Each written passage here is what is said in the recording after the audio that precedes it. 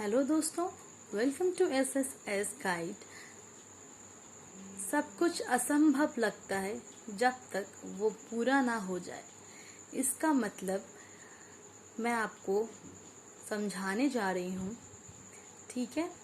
उससे पहले मैं आपको कुछ ज़रूरी बातें बताने के लिए सोच रही हूँ। जैसे कि जो लोग प्रिपेयर कर रहे हो आप लोग BFA के लिए, मतलब बैचलर इन फाइन आर्ट्स और पेंटिंग्स और आर्ट्स के एग्जाम्स के लिए, जो सबको पता होगा, जिसका फॉर्म्स निकल चुका है 17 अगस्त को और उसका फॉर्म्स का लास्ट डेट है सितंबर 10, ठीक है। तो फिर जो लोग फॉर्म्स नहीं भरे हैं प्लीज़ कृपया भर दीजिए, अभी भी आपके पास समय है। तो फिर चलते हैं हम 11th की क्लास की और पैनोरामिक इंडियन पेंटिंग की तरफ, जो कि मैं आज उसकी फर्स्ट चैप्टर पढ़ाने जा रही हूँ, जिसका नेम है रोरिंग एनिमल। मैं आपको उसका पिक्चर्स थोड़ा पास से दिखाना चाहती हूँ।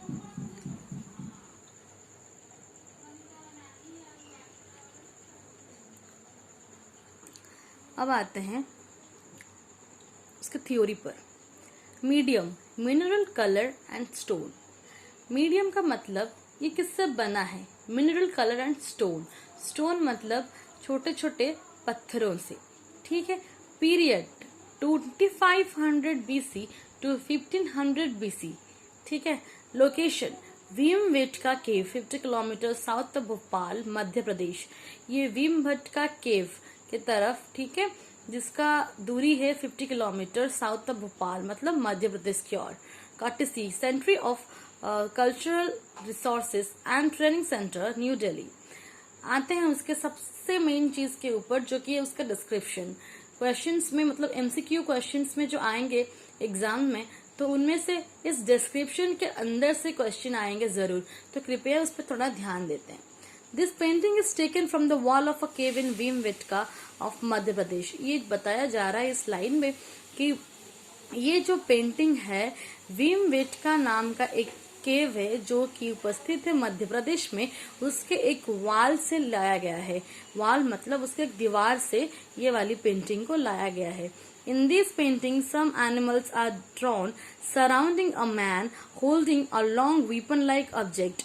एक इंसान है जो कि बीच में खड़ा है और उसके चारों तरफ सारे एनिमल्स खड़े हैं। उसके हाथ में एक ऑब्जेक्ट है, लॉन्ग वीपन, एक लॉन्ग वीपन लाइक ऑब्जेक्ट है। आप सब उसको देख सकते हैं, देखिए ये है वही इंसान जिसके हाथ में एक लॉन्ग ऑब्जेक्ट है, ठीक है। Now one animal is roaring towards a man standing in the center of the composition. एक एनिमल, जो कि ये वाली एनिमल, ठीक है, ये एनिमल एक इस इंसान की ओर रोर करते हुए, मतलब जो आवाजें निकालते हैं उस इंसान के तरफ, जो कि सेंटर ऑफ द कंपोजिशन में है। वो इंसान, ये इंसान सेंटर में है और सारे एनिमल्स उसको घेरे हुए हैं, ठीक है।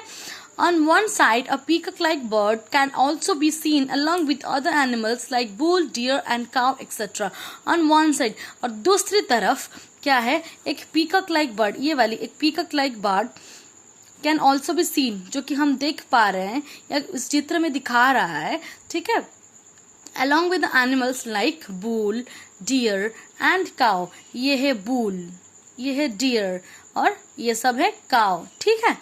तो उनके साथ वो भी एक पीकॉक खड़ी है। There is a simple stylization in the forms reduced to simple rectangles and lines. वहाँ पे कुछ स्टाइलाइजेशन किया गया है फॉर्म्स के अंदर, जहाँ की मतलब सिंपल रेक्टेंगल्स एंड लाइंस को रिड्यूस किया गया है। The main features like a hump, ये है इसका मेन फीचर्स, इसका हम्प और इसका हंस, ठीक है। और added to these forms, in forms में ऐड किए गए हैं for instant recognition. Instant recognition का मतलब है कि हम तुरंत पहचान सके कि हाँ भाई, इसके ऊपर हंस है तो ये बुल होगा, इसके ऊपर हंस है तो ये डियर होगा। तो this is for the instant recognitions. Bold black lines are drawn without any feeling of colour in them. ये सब बोल्ड ब्लैक लाइन्स में ही हुए हैं, कोई भी कलर्स उनमें नहीं आए हैं, कौन कलर्स उन पे नहीं गए हैं, सिर्फ और सिर्फ ब्लैक कलर के बोल्ड लाइंस पे ही है, ताकि हम उनको इंस्टेंट रिकॉग्निशन कर सके, ठीक है।